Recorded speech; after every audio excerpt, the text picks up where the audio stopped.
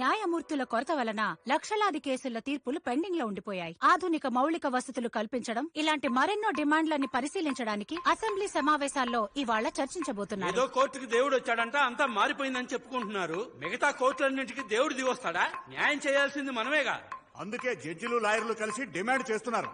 ఆ డిమాండ్లన్నీ వెంటనే నెరవేర్చాలని ప్రతిపక్షం తరపున గవర్నమెంట్ తెలియజేస్తున్నాం.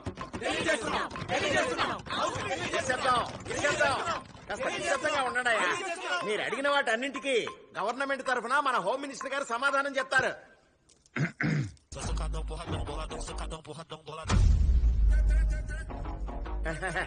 క్షమించండి, దీనికి సమాధానం రాష్ట్ర భవిష్యత్తునే మార్చు, పేదల పాలిట టార్చ్, ఫతేక్ ఫిలిప్ వాచ్, ధరకట్టలేని స్టాచ్, మన రాష్ట్ర నిరంతర ముఖ్యమంత్రి డాక్టర్ ఉప్పలపాటి కన్నప్ప గాంధీ.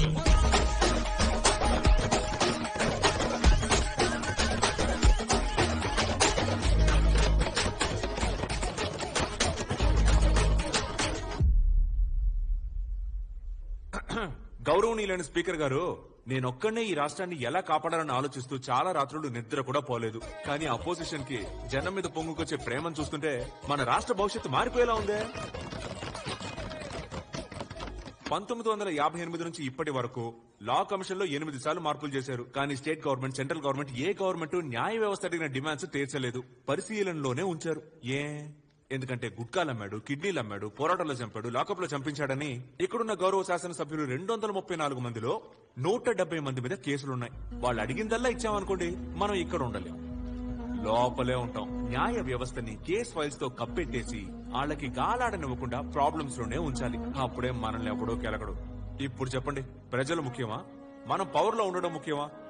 సో న్యాయ వ్యవస్థ అడిగే డిమాండ్స్ ని నెరవేర్చాలా వద్దా అనే విషయం ఓటింగ్ పద్ధతిలో తేల్చేద్దాం. స్పీకర్ గారు, శాసనసభ్యులు ఓటు ద్వారా తమ అభిప్రాయాన్ని తెలపండి.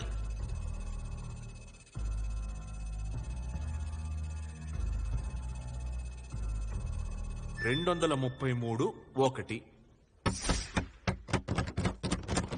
పర్వాలేదే, ఒక మంచి విషయాన్ని ప్రతిపక్షం వారు కూడా సపోర్ట్ చేశారు. కానీ ఈ గుంపులో ఒకే ఒక మంచోడున్నాడు. ఎవరండి వారు?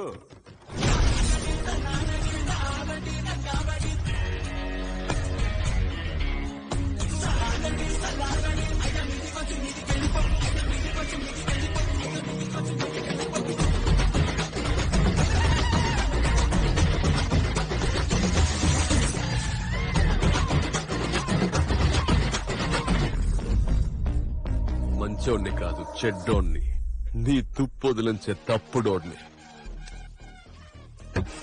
జనానికి ఏది మంచి అయితే ఆ పని చేయనివరా? వీళ్ళకి చుక్కలు చూపించే ఆట ఆడుకుందామా?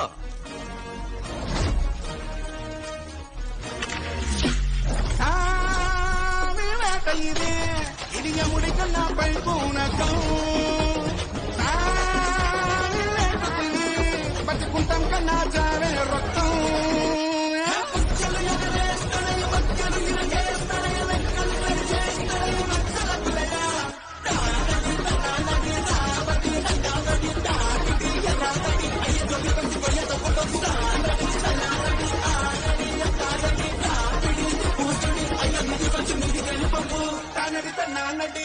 రాబడి రంగాబడి